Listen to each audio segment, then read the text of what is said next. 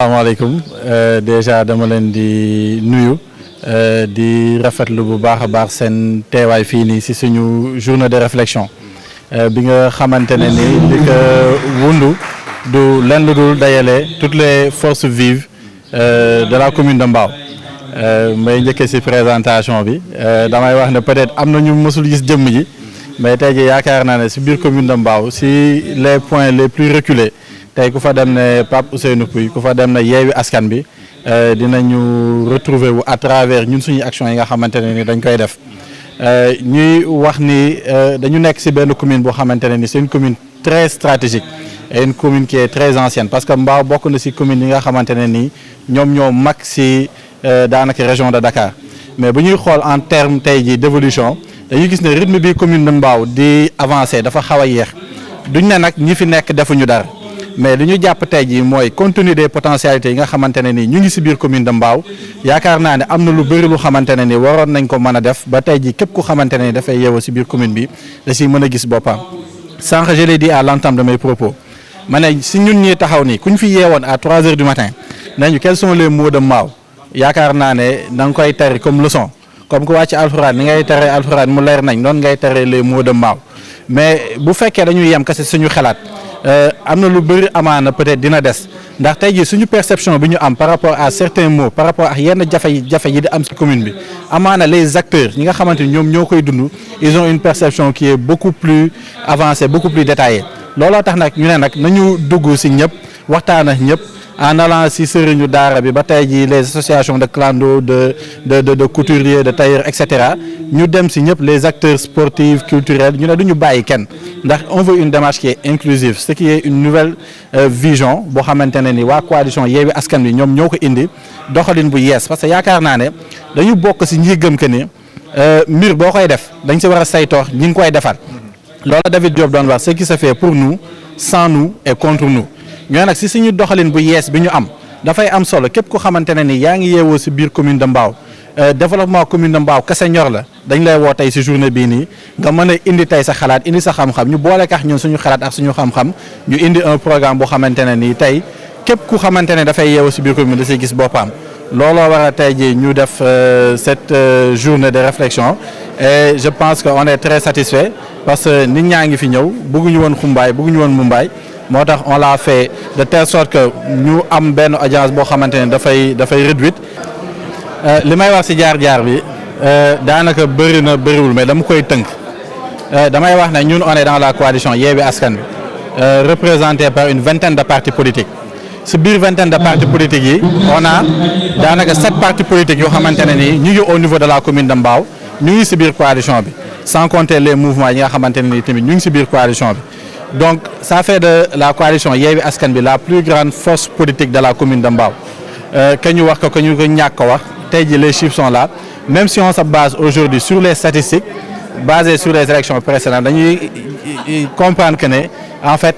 dañuy dem élection nii rek mais ñun am nañ yàqin que ne y a même pas de sikki sàkka par rapport à la victoire de la coalition. Par rapport nag ak fi ñu jógee ak fi ñu ñëw li tax ma siy sawar a wax lenn la. mooy que ne ñun on est une coalition boo xamante ne ni dañu nekk dans l'opposition mais ñun benn waay doon na ma ko wax mu ne ma yéen a tax le maire ne peut pas présenter de bilan yéen a tax le ministre ne peut pas présenter de bilan. Vous savez c'est quoi la force de la coalition Yewwi Askan Wi damay wax souvent que ne ñun on n'est pas des politiciens professionnels mais nous sommes des professionnels qui faisons de la politique maanaam li ñuy dundee ak action yi ñuy mettre sur la table di ko def ñu ngi koy jëlee ñun suñu poche suñu contribution personnelle lañ koy defee tey damay wax souvent ma ne ñun ñaanuñu yàlla tey jii. am ci politique lu xamante ne ni suñu liggéey mënuñu ko may ba tax ne ñun bu ñu jógee comme cette année-ci par rapport à la vision qu'on a de l'éducation ñu yëkkati 1000 bourses may ko étudiants et élèves yi pour ñu def des formations professionnelles pour que ñu mën a développer seen employabilité sànq ba léegi on est en train d'écouter les plaidoiries mais dañuy gis ne yu bëri ñun ñu ngi ci déjà boo jàppalee 1000 étudiants 1000 élèves ci biir commune bi à ce que ñu am des formations tey tu développes l'employabilité tu permets à ces jeunes là ñu mën a liggéey. tey bu ñu demee ci poste de santé yi ñu gis que ne tey jii la mairie n'est pas capable tey de les venir en appoint ñu gis les salaires au niveau des postes de santé sont très bas parce que doon naa ko wax ci samay sorties ma ne leen comment on peut payer quelqu'un en deçà du SMIC te SMIC xam nañ c'est le salaire minimum ñu ne loolu la bu ñu ñëwee day dañ bu ñu ñëwee dem ci poste de santé bi on s'est rendu compte que aussi tamit les malades payés pour que ñu mën leen évacuer mais ñu ne ku feebar talul fay. On a pris en charge de notre propre poche, on va payer le carburant ba tey jii képp ku xamante ne dafay fajoo ci poste de santé bi nekk Grand Mbao doo yëkkati sa xaalis di ko def noonu lañ ko defee au niveau des établissements école Kër Mbaye Fall 2 Médina Mbao Gare école bi inondé la pendant plus de 5 ans voire 6 ans ñun ñoo fa dem yóbbu fa 10 camions de gravats yóbbu fa tey jii tractopelle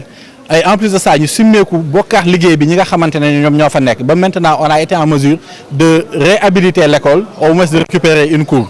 Donc loolu dafa nekk juste ay exemples yu ndaw ba ci avant-hier bi ñuy dem au niveau du modèle de Mbao qui est le club Fognon ñu gis que ne tey jii la municipalité dafa desee taxawu tey le sport au niveau de Mbao ndax da ngay dem ci yeneen dëkk yëpp on voit que les jeunes sont très bien encadrés mais au niveau de la commune de Mbao dañuy gis benn délaissement total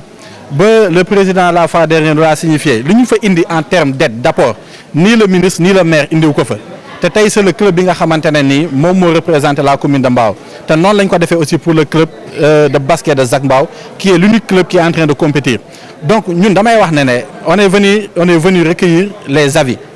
mais tamit ñun ci liggéey bi ñu ngi ci xaaruñu pour nekk maire pour def liggéey bi nga xamante ne ni moom moo ñu war et bu ñu nekkee ci biir commune bu xamante ne ni tey les autorités qui sont là xamuñu li leen war te defuñu li leen war ñun dinañ def lu ñu war et au-delà ñu def lu ñu war on va aussi tamit engager la bataille politique ba municipalité bi nga xamante ne nii moom la ñëpp di xëccoo mu tàbbi ci loxo coalition Yewwi Askan Wi te damay wax souvent ma ne lii nii c'est une étape wax nga ko léegi nga ne suñu jaar-jaar xawoon na peut-être metti mais ci gis-gis la peut-être ça c'est une vie externe képp ku nekk ci biti da ngay jàpp que ne peut-être mbir nii la demee comme actuellement nii rek li nga xamante ne ni moom la ñuy gis de visu mais la réalité en tant que telle c'est que Mbao est fatigué et que la population de Mbao en a assez de cette dualité bi nga xamante ni dafay yàgg am te indi lu amul benn jeexital ci biir commune bi kuy xeex nga la waay xeexal ci lu xamante ni dafay jëmale dëkk bi ci kanam kuy def ay action defal ay action nga jëmale ko ci noflaayu askan bi boo ko mënulee nag nga abal nit ñi te même boo abalee nit ñi dañuy wax ne soit dëkk bi day changer soit ñu changer ñi fi nekk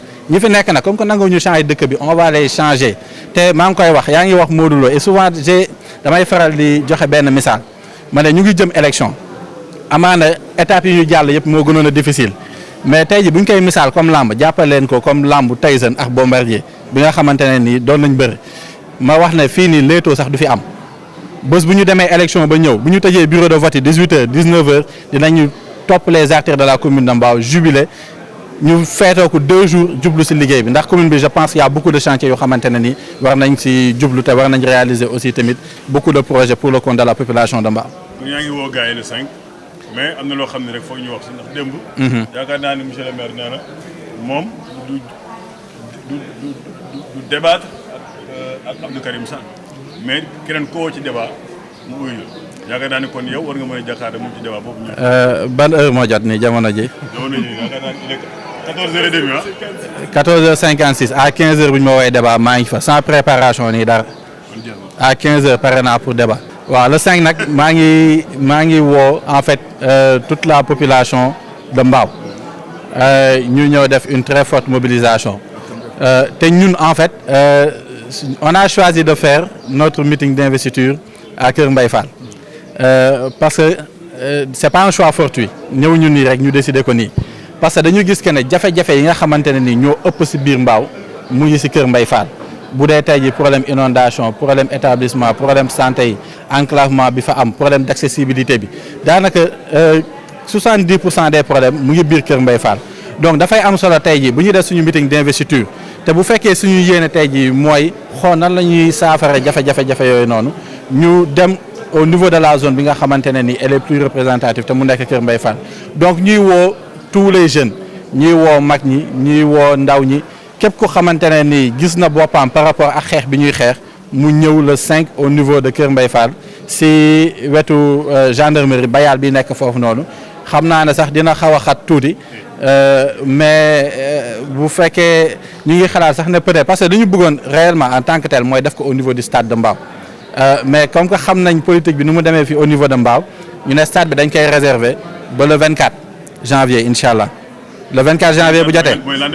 lendemain des élections dañu réserver stade bi foofu noonu comme que jamono ji day metti ñu am stade bi mais dañ ko téye ba le 24 janvier incha allah mais pour le moment on va faire une très grande mobilisation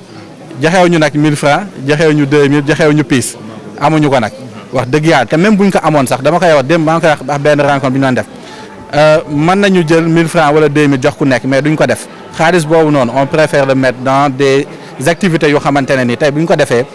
day doon intérêt général ñëpp dañ siy mën a gis seen bopp donc ñi fay ñëw ñëpp dañ fa ñëw parce que dañu gëm le projet bi nga xamante ne nii moom la coalition Yewwi Askan Wi am ñi fay ñëw ñëpp c'est na doon ñu xamante ne nii parce que dañu gëm changement bi nga xamante ne nii ñun ñoo ko incarné te bu ngeen xoolee tey la coalition vous allez retrouver toutes les tranches d'âge ñëpp ngeen di gis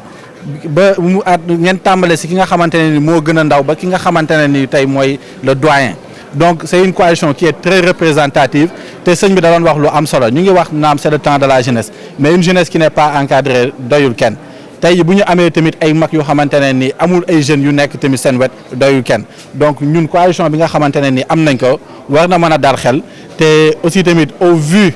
des actions qu'on a fait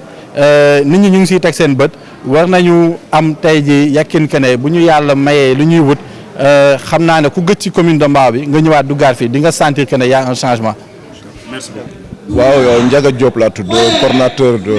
du comité électoral de la coalition Yewwi Askan Wi waaw tey dajale nañu fi population yi waaye dajalewuñu population yëpp dañoo segg ci population yi secteur bu nekk ku nekk fa mu nekk di fa yëngu ñu dajale leen fii ci salle bi pour waxtaan ak ñoom lii liggéey bii nga xam ne ñoom la ñuy liggéey tey war fi yendu commencé nañ depuis 9h ba léegi yendu fi ak ñoom weccoog ñoom xalaat mënoon nañ ko def ci biir nekk mënoon nañ tëju def ko avec la commission scientifique waaye dañoo wax ne nañ ko bokk ak ñi nga xam ne ñooy population ak ku nekk rek secteur ba nga nekk ñu toog waxtaan si ne ñun kat bu ñu sañoon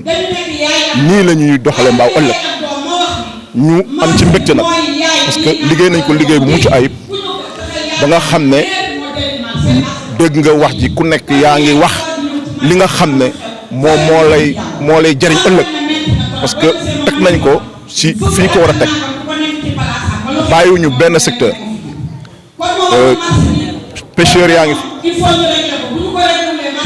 pêcheurs yaa ngi fi femme transformatrice yaa ngi fi des produits halieutiques ñu ngi fi tailleur yaa ngi fi garage clando yaa ngi fi artisan yaa ngi fi artistes yaa ngi fi ASC yaa ngi fi donc dans tous les domaines ñëw nañu ñu waxtaan ak ñoom ñu wax ñu en quelque sorte ëllëg ñoom lan la ñuy xaar ci ñun pour que ñu mën a ànd pour doxal commune. mais ginnaaw waxtaan boobu yaakaar naa ne am na benn liggéey boo xam ne dimension scientifique ngeen ko def ñu recueillir loolu nga xam ne population bi dina ak seen lañ ngeen ci fas yéene def waaw bu ñu am na déggoo mën a la ñun ñu ngi la commission scientifique ñu ngi toog fii ñu ngi jël note nga xam ne li nga xam ne moo ñu ci war muy les 9 domaines de compétence yi nga xam ne ñun xam nañ ko te moo war maire yi incha allah dinañ ci def suñu kéemtalaay pour satisfaire xam nga ñi nga xam ne ñoom ñooy joytu tey fii ne am nañ ci ay manquement yu bëri yoo xam ne nii bu ñu sañoon ak équipe bii nga xam ne ñun ëllëg yaakaar nañ ne maire bi suñu loxo lay tegu pour ñu ànd kook ñoom liggéey ko ci conditions yi mu gën a rafet donc loolu lañu fas yéene ànd ak ñoom ci nii ñu ko commencé ni bind ko dinañ bu ñu paree dinañ def benn mémorandum tasaare ko ku nekk jot ñu ne ñun kat ñoo waxoon lii bu ëllëgee nii la ñu fas yéene ànd ak yéen pour que ku nekk gis sa bopp si li nga xam ne mooy liggéeyu maire. ñu gis yow est-ce que dafa beneen doxalin boo xam ne li tam boo xoolee yenn coalition yi kenn ku nekk yaa ngi say meeting ak kóob. ñoom ñu ci meeting ñu ngi fi woote rassemblement waaw dañoo bëgg a jëkkee ci loolu maanaam jëkke ci dem ci askan wi xam lan mooy seen préoccupation d'abord dem ci askan wi xam lan moo leen di metti dem ci askan wi ànd ak ñoom xam nga ci programme bi nga xam ne moom la ñu tëdd boobu ba léegi ça fait plus de 15 jours ñu ngi dugg ci dëkk bi dem di dajale association yi dem di waxtaan ak population yi di waxtaan ak jigéen ñi di waxtaan ak ndaw ñi di waxtaan ak ñëpp pour ànd ak ñoom ci liggéey bi nga xam ne mooy liggéey boo xam ne ni dafa nekk liggéey boo xam ne ni dafa sori ñu war a ànd ak ñoom jox leen cër parce que ñoom liggéey bi ñu delloo leen dinañ def nag meeting dinañ def lépp waaye nag dafa commencé dafa jotagul lii la ñu commencé dañu bëgg a dem ci population yi ànd ak ñoom waxtaan ak ñoom ba lu ñu bëgg ñoom ñu xam li ñu bëgg ñu ànd seeg moom ci dans les meilleures conditions. tuuti rek. ci programme bi nga xam ne fas yéene ngeen ko doxal jël raw gàddu gi mairie mais sous peu xam naa du yàgg dara xam naa date bi sax jàpp nañ ko le 5 prochain incha allah dinañ def meeting d'investiture bu mag a mag ñu fas yéene koo def nag Kër Mbaye Fall. Kër Mbaye Fall lañ ko bëgg a tàmbale. non parce que ñu bëri dañuy def ne mbaaw fii la raay bi teene maanaam fii la lépp lekk. non ñun on a préféré def ko Kër Mbaye Fall pour impliquer les populations de Kër Mbaye Fall mbaaw dinañ fi ñëw dinañ ñëw mbaaw suñu démarrage campagne mbaaw lañ koy démarrer mais quand il s'agit d'organiser notre meeting d'investiture incha allah Kër Mbaye Fall lañ ko bëgg a defee impliquer waa Rudis waa Tol Diaz waa Jéggiraay waa Cité Assurance xam nga ñooñu dañu xaw a enclavé nit ñi dañ leen di fàtte parfois ñun nag ñoom dañ leen jox priorité pour que ñoom ñu ñëw en masse si li nga xam ne ki ñu déglu li nga xam ne moom la ñu bëgg a ànd ak population yi te incha allah amul naxe mbaay dinañ ñëw nag mbaaw ak fi nga xam ne moo wër mbaaw dinañ dem Petit Mbaaw dinañ dem Zac Mbaaw dinañ dem fépp mais on commence par Kër Mbaye Fall. kon rendez-vous le 5. le 5 incha allah donc ñu ngi lancer appel pour que population yi ñëpp ñëw déglu te bu ñu fi ñëwee dañu fa déglu dinañ fa dégg jëriñ njëriñ. ñun journaliste yaakaar naa dañuy gis. non yéen vous êtes les premiers invités di boo leen ñëwee di ngeen gis di ngeen dégg. gis moom xam nga fu mu toll nii dañuy wax ci mbooloo. incha allah li ngeen bëgg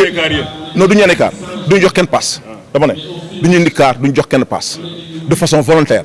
ñun ñooy jënd suñu ay t-shirt de façon volontaire ñun ñooy sol suñu ay yére incha allah sañse dox am mbaaw sax dañuy jël ànd ak papu yi def caravane accompagner ko ñun ñëpp ñu dox ànd ak moom ñëw si place bi ñu jógee Rudis ñu jóge kii yëpp dox ak seen tànk ñëw incha allah peut-être ñu dëkk Zac Mbaaw bu xawee sori ñu jël ay quelques oto indi leen mais ñi si des yëpp incha allah seen tànk la ñuy jël dox ca bërëb ba manifester def fa mobilisation boo xam ne dina mucc ayib. macha allah. Ça veut dire que Sénégal kenn mënu ko def sans les Sénégalais